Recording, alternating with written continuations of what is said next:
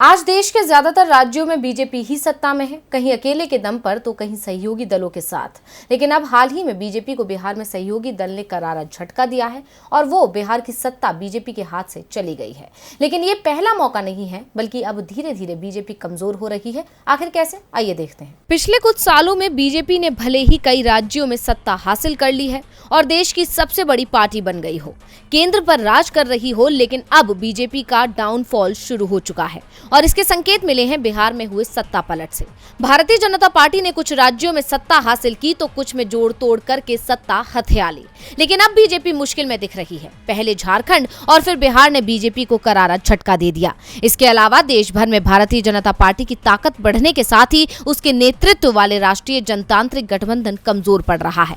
दरअसल एनडीए के तमाम क्षेत्रीय सहयोगी दल भाजपा के वर्चस्व को नहीं पचा पा रहे हैं। बीते 2019 के लोकसभा चुनाव में एनडीए के बैनर तले 21 पार्टियां चुनाव मैदान में थी। उनमें से लगभग आधा दर्जन उससे दूर हो चुकी हैं। सबसे मजबूत और बड़े माने जाने वाले दलों का बाहर जाना अहम है। इसमें जेडीयू, शिरोमणि अकाली दल और शिवसेना शामिल है।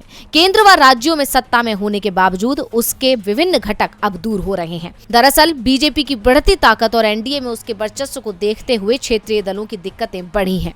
क्षेत्रीय दलों को बीजेपी का वर्चस्व भी नहीं भा रहा है, क्योंकि बीजेपी उनके वर्चस्व वाले राज्यों में भी अपनी ताकत बढ़ा रही है। यही वजह है कि महाराष्ट्र में शिवसेना के साथ उसका रिश्ता टूटा था। हाल में जेडीयू ने भी उससे नाता तोड़ लिया। पंजाब में भी भाजपा का पुराना सहयोगी शिरोमणि अकाली दल किसान आंदोलन के चलते उससे दूर हो गया था। बीजेपी की एक और सहयोगी लोक जनशक्ति पार्टी भी विभाजित हो चुकी है। अन्ना द्रमुक भी बढ़ चुकी है। लेकिन 2019 के लोकसभा चुनाव के बाद असम का बोडो पीपुल्स फ्रंट, पश्चिम बंगाल का गोरखा जनमुक्ति मोर्चा, तमिलनाडु के डीएमके और गोवा की गोवा फॉरवर्ड पार्टी उससे दूर हो गए हैं। और बची कुची कसर पूरी कर दी बीजेपी के अध्यक्ष जेपी नड्डा के बयान ने, जिसमें उन्होंने कहा था कि देश में सिर्फ भारतीय जनता पार्टी ही बचेगी। जिसके बाद से बीजेपी के सहयोगी दल सचेत हो गए हैं और बीजेपी से दूरी का मन बना चुके हैं और इसका फायदा विपक्ष उठा रहा है। डीवी लाइव की रिपोर्ट।